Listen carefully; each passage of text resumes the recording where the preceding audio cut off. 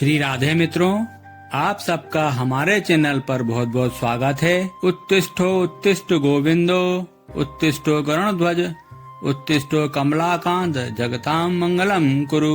आप सबको देव उठनी एकादशी की बहुत बहुत शुभकामनाएं।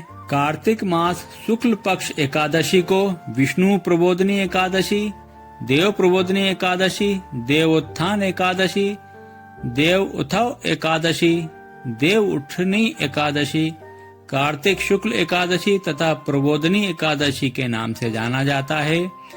यह एकादशी बड़े बड़े पापों का नाश करने वाली होती है। कार्तिक शुक्ल पक्ष देव उठनी एकादशी का व्रत 4 नवंबर 2022 को धारण किया जाएगा। आज हम इस वीडियो में देव उठनी एकादशी व्रत कथा सुनेंगे। एक राजा के राज्य में सभी लोग एकादशी का व्रत रखते थे। प्रजा तथा नौकर चाकरों से लेकर पशुओं तक को एकादशी के दिन अन्न नहीं दिया जाता था। एक दिन किसी अन्य राज्य से एक व्यक्ति राजा के पास आकर बोला, महाराज कृपा करके मुझे नौकरी पर रख लीजिए। तब राजा ने उसके सामने एक शर्त रखी, ठीक है रख लेते हैं, किंतु रोज तो तुम्हें खाने को सब कुछ मिलेगा, पर एकादशी को अन्न नहीं मिलेगा। उस व्यक्ति ने उस समय हाँ कर ली, पर एकादशी के दिन जब उसे फलहार का भोजन दिया गया तो वह राजा के सामने जाकर गिड़गिड़ाने लगा, महाराज इससे मेरा पेट नहीं भरेगा, मैं भूखा ही मर जाऊंगा, मुझे अन्न दे दीजिए। राजा ने उसे शर्त की याद दिलाई, पर वह अन्न छोड़ने को तैयार नहीं हुआ। तब राजा ने उसे आटा, दाल, चावल आदि अन्न दिया। वह नित्य की तरह नदी पर पहुंचा और स्नान कर भोजन पकाने लगा।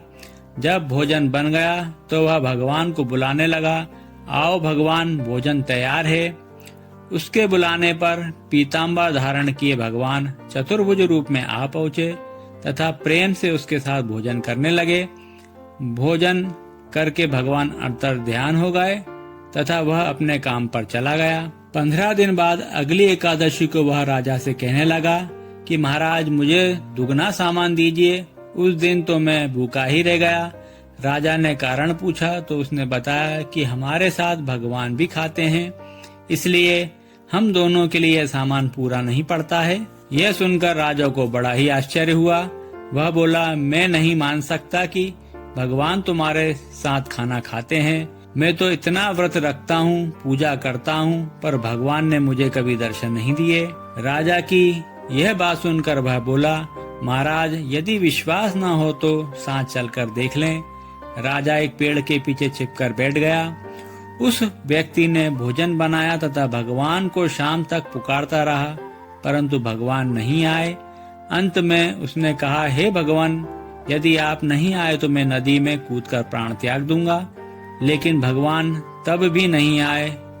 जब वह प्राण त्यागने के उद्देश्य से नदी की तरफ बढ़ा, प्राण त्यागने का उसका दृढ़ संकल्प देखकर शीघ्र ही भगवान प्रकट हो गए और उसे रोककर साथ बैठकर भोजन करने लगे। खा पी कर वे उसे अपने विमान में बिठाकर अपने धाम ले गए।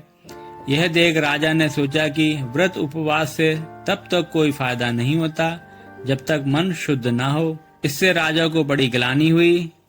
वह भी मन से व्रत उपवास करने लगा और अंत में स्वर्ग को प्राप्त हुआ।